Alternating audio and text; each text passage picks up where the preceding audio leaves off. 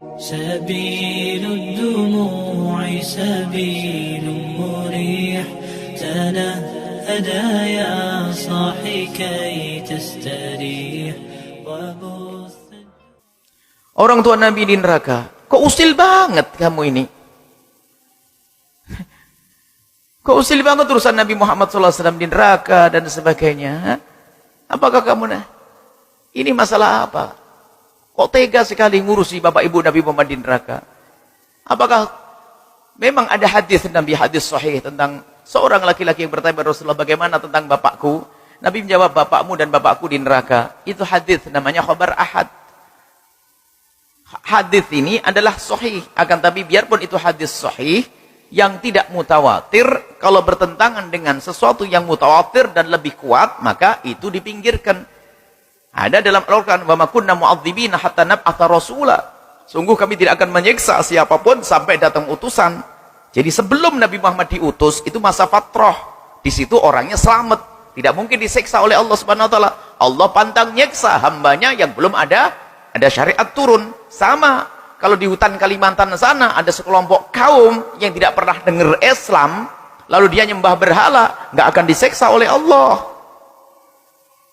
Nyembah berhala di tengah hutan Kalimantan sana, nggak pernah dengar radio, nggak pernah punya HP, tidak pernah kenal syariat Islam, tidak sampai kepadanya dakwah, maka tidak mungkin disiksa oleh Allah Subhanahu wa taala. Maka masa fatrah, masa antara Sayyidina Isa alaihissalam, dan memang belum ada nabi yang diutus untuk orang Arab. Artinya nabi-nabi yang lain bukan untuk orang Arab. Dan Allah tidak akan menyiksa siapapun yang hidup tanpa utusan. Dan ayahanda Nabi wafat sebelum Nabi diutus, sebelum Nabi terlahir. Ibu dan Nabi wafat waktu Nabi masih kecil, belum diutus sebagai utusan Allah Subhanahu wa taala. Wa ma kunna mu'adzibina hatta nab'atha rasula. Sungguh kami tidak akan menghukum siapapun sampai aku mengirim utusan. Ada dakwah sampai kepada beliau. Jadi ini aneh. Jangan sampailah kita kalau ada orang bahas masalah itu aneh. Membahasnya dengan mengatakan Bapak Ibu Nabi Muhammad adalah kafir, masuk neraka, bersandarkan satu hadis. Jadi orang itu, para ulama, kalau membaca hadis itu tidak hanya hadis itu dibanding dengan hadis yang lainnya.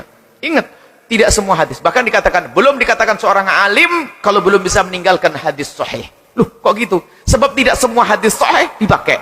Ada hadis yang dihapus. Jadi nanti ada ta'arud, ada ta'adul adillah, ta'arudul adillah. Jika ada dalil bertentangan dengan dalil, Al-Quran mustahil bertentangan, hadis mustahil bertentangan. Kalau ada bertentangan nanti ada namanya mutlak muqayyad, ada khos sama takhsis, khos sama am, takhsis, yang mutlak, yang am ditahsis. Masalah am dengan khusus. Ada nanti kalau sudah benturan nggak bisa, ada namanya nasih mansuh. Jadi ini dibuang, tidak dipakai, ini dipakai. Kalau bertanya, atau masalah kuat dengan lemahnya, yang kuat ditinggalkan, diambil yang lemah. Biarpun yang paling lebih kuat diambil, yang lebih lemah ditinggalkan. Biarpun ini sahih. Misalnya hadis tentang Bapak Ibu Nabi Muhammad adalah di neraka adalah hadis sahih, tapi bertentangan dengan Al-Qur'an yang sudah sangat jelas, maka ditinggalkan hadis sahih. Maka wa ma kunna mu'adzibina, Allah tidak akan menyiksa Bapak Ibu Nabi. Itu bahasanya. Wa ma kunna mu'adzibina, sungguh kami tidak akan menyiksa, termasuk ayah ibu dan Nabi SAW, sampai datang utusan, dan Nabi waktu itu belum diutus.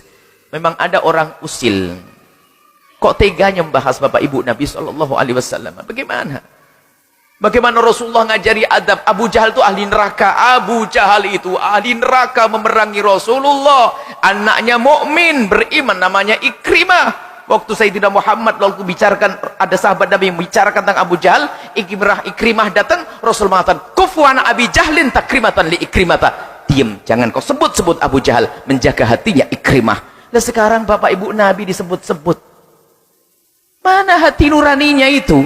Abu Jahal saja nggak boleh kita sebut-sebut di depan Ikrimah. Padahal Abu Jahal jelas ahli neraka. Sementara bagaimana Bapak Ibu dan Nabi Shallallahu Alaihi Wasallam? Ini urusan nurani dan batin. Bagaimana sambung hatinya dengan Rasulullah Shallallahu Alaihi Wasallam?